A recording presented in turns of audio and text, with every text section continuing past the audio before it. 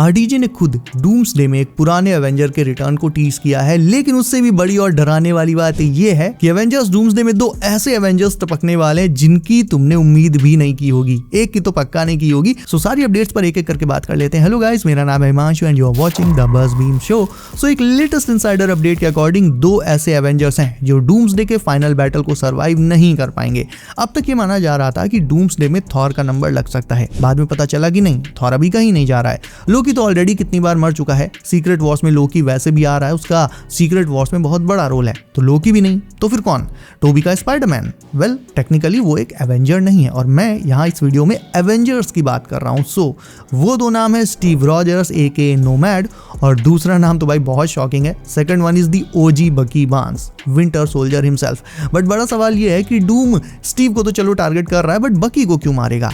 मैंने इस पर काफी रिसर्च करी एंड तब जाकर मुझे कुछ ऐसी चीजें समझ में आई जिससे ये पूरी की पूरी जो लीक है ये सेंस बना रही है। और इससे भी बड़ी बात, इस लीक का सीधा कनेक्शन मुझे मिला Captain America civil war movie से। तो देखो, क्रिस इवांस वापस आ रहे हैं, ये तो कंफर्म हो गया है और उनका रिटर्न भी एंड गेम वाली टाइमलाइन से हो रहा है, यानी वो टाइमलाइन जिसमें वो पैगी के साथ थे। अब हमें पता है कि डूम स्टीव को टारगेट कर रहा है क्योंकि स्टीव ने जो स्टोन्स वापस रखे थे और पैगी के साथ टाइम स्पेंड किया था, अल्टीमेटली उससे कोई अल्टरनेट टाइमलाइन बनी और कोई इनकर्जन हुआ, मतलब कुछ तो ऐसा हुआ जिससे डूम को पर्सनली नुकसान हुआ। मे बी उसकी फैमिली हो सकता है उस इनकर्जन में मारी गई हो, या हो सकता है उसका पूरा यूनिवर्स ही उस इनकर्जन की वजह से खत्म हो गया हो। यानी बेसिकली डूम ने स्टीव रॉजर्स की वजह से सब कुछ खो दिया और डूम इसीलिए स्टीव को टारगेट कर रहा है। बट इसके साथ ही ये भी लगभग तय है कि स्टीव अगर आएगा तो मूवी की स्टार्टिंग में तो नहीं मरेगा, समहाउ टीवी और लोकी की मदद से उसे कहीं और लाया जाएगा जहां वो डूम से सेफ रह सके, क्योंकि लोकी सब कुछ देख रहा है और वो ये भी देख रहा होगा कि डूम अब स्टीव पर अटैक करने वाला है और लोकी नहीं चाहेगा कि स्टीव मारा जाए। सो वो टीवीए में किसी को इन्फॉर्म करके सबसे पहले तो स्टीव और पैगी को वहां से निकाल कर टीवीए में ले जाएगा। इधर हमारे एवेंजर्स भी टीवीए हेडक्वार्टर्स आ ही गए होंगे, क्योंकि याद करो पिछली कुछ लीक्स मैंने तुम्हें बताया था कि सुनने में ये आ रहा है कि एवेंजर्स की 2 टीम्स बनेंगी, एक तो अर्थ 616 पर रुकेगी वहां पर आ रहे एक्सपेन से लड़ने के लिए और दूसरी जाएगी टीवीए लोकी को बचाने। तो टीवीए में जो टीम जाएगी उसमें थॉर और बकी ये दोनों होंगे और इधर स्टीव और पैगी को भी टीवीए वाले वहीं पर ले आएंगे ताकि सब बैठकर बात कर सकें कि आखिरकार ये सब चल क्या रहा है। और यहीं पर होगा थॉर एंड लोकी के साथ साथ एक और रियूनियन जिसे भाई हम लोगों ने पता नहीं कैसे इग्नोर कर दिया। नहीं सीरियसली यार, इग्नोर तो नहीं करना चाहिए था, आज तक हम लोगों ने इस पर बात करी ही नहीं। वो रियूनियन होगा बकी और स्टीव का, एमसीयू के सबसे पुराने सबसे अच्छे दोस्त। और टेंशन ना लो, इस पूरे सिनेरियो का सिविल वॉर मूवी से क्या कनेक्शन है वो भी अभी बताऊंगा आगे। ओके, सो टीवीए में बकी और स्टीव मिलेंगे और वहां उन्हें पता चलेगा कि आखिर क्यों डूम स्टीव को मारना चाहता है। अभी तक जितनी भी लीक्स आई हैं उनसे ये तो समझ में आ ही गया है कि डूम का अल्टीमेट टारगेट 616 का यानी हमारा स्टीव रॉजर्स ही है। उसे तो वो किसी भी कीमत पर नहीं छोड़ेगा क्योंकि उन दोनों के बीच मैटर पर्सनल है। सो बकी और स्टीव यहाँ से साथ रहेंगे थ्रू आउट द मूवी, जैसे ये दोनों हमेशा साथ ही रहते हैं। और एंड में जब फाइनल बैटल चल रहा होगा तब जाकर डूम स्टीव पर कोई अटैक करेगा, कोई बड़ा अटैक, और उस अटैक और स्टीव के बीच आ जाएगा बकी और वो वहीं मारा जाएगा। वेल, ये मेरी थ्योरी है अभी के लिए जो मैंने उस इनसाइडर अपडेट के अकॉर्डिंग बनाई है और यही एक पॉसिबल और लॉजिकल रास्ता भी दिख रहा है अगर ये लीक सही है तो, क्योंकि स्टीव जिस तरह से ओल्ड मैन रॉजर्स बनने के बाद गायब हुआ और बकी उसे बार बार मेंशन करता रहा, ऐसे में ये एक तरह की हिंट है कि इन फ्यूचर इन दोनों का रीयूनियन भी होगा। रही बात ये कि इन सब का सिविल वॉर से क्या लेना देना, उससे क्या कनेक्शन है, तो वो कनेक्शन ये है, और तुम मानो या ना मानो ये होगा जरूर देखना, कि सिविल वॉर का ये वाला जो इनफेमस सीन है जिसमें स्टीव और बकी टोनी को दनादन बजाए जा रहे हैं, जबकि यहाँ पर विक्टिम एक तरह से टोनी ही था। बकी भी उस टाइम विंटर सोल्जर प्रोग्राम से बाहर था, यानी अपने पूरे होश में था, एंड स्टीव तो खैर स्टीव है ही, फिर भी इन दोनों ने टोनी को जिस तरह से बजाया, इस सीन को आई थिंक डूम्सडे में फिर से रिविजिट किया जाएगा। बट इस बार फर्क ये होगा कि टोनी की जगह डूम खड़ा होगा और इस बार टोनी की बॉडी नहीं गिरेगी, इस बार डूम अकेला स्टीव और बकी को गिरा देगा। टोनी तो होल्ड बैक कर रहा था,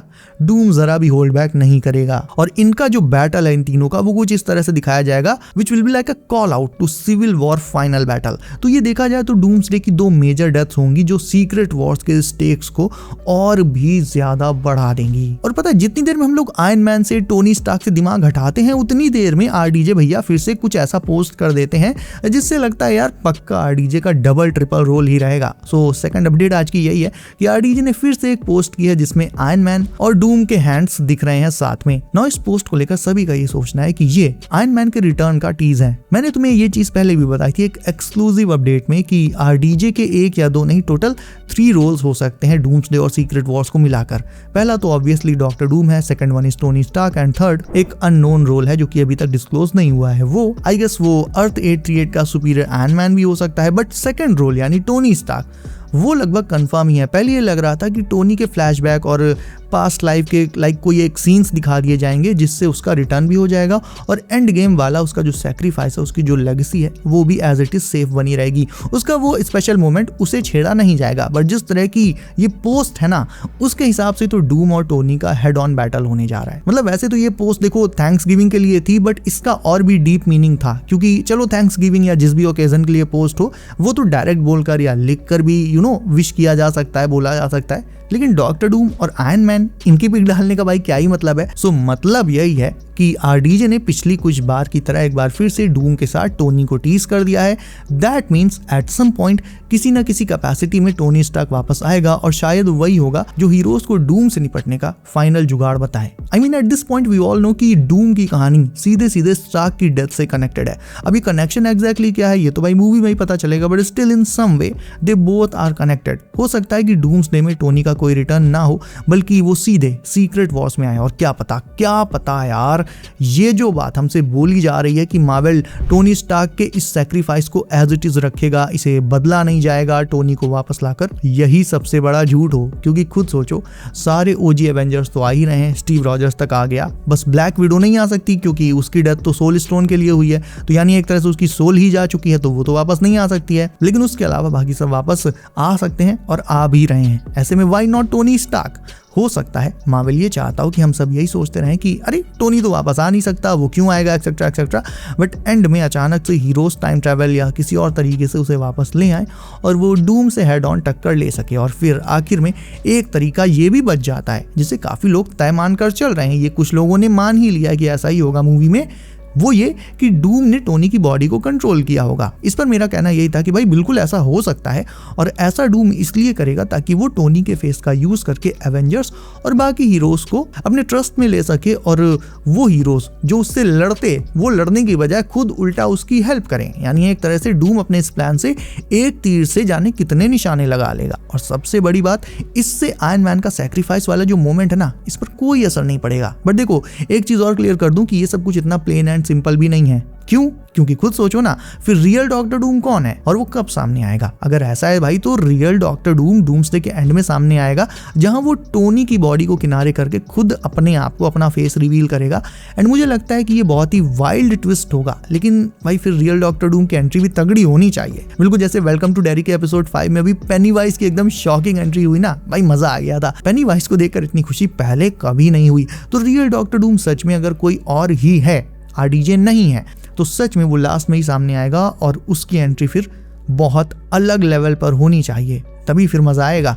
तो ओवरऑल अभी तक जितने हीरोज और एवेंजर्स जो डूम्सडे में मारे जा सकते हैं, उन सारी र्यूमर्स और लीक्स को ऐड करें तो जो लिस्ट बनती है वो ये रही। खतरा तो देखो थॉर पर है, अभी भी है, टोबी के स्पाइडरमैन पर भी ज्यादा खतरा है, रेड गार्डियन पर है, स्टीव रॉजर्स को तो भाई खत्म ही मान के चलो, हॉकाई भी जा सकता है, और आज का नाम इसमें और मिला लो इस लिस्ट में तो अपना बकी बार्न्स, वो भी डूम्सडे में स्टीव के साइड बाय साइड लड़ते हुए मारा जा सकता है। सो गाइज तुम्हें क्या लगता है कौन से हीरोज बचेंगे और किन्हें डूम लपेट देगा, ये मुझे अभी कमेंट करके बताओ। इसके अलावा वीडियो को अभी तक लाइक नहीं किया है तो इसे भी अभी लाइक करके चैनल कर लो सब, नोटिफिकेशन को ऑल पर डालना बिल्कुल न भूलना ताकि आने वाली latest MCU leaks and updates तुमसे कभी भी मिस ना हो। सो गाइज बी सेफ, अपना ख्याल रखिए आप। मेरा नाम है Himanshu and as always I'll see you in next one.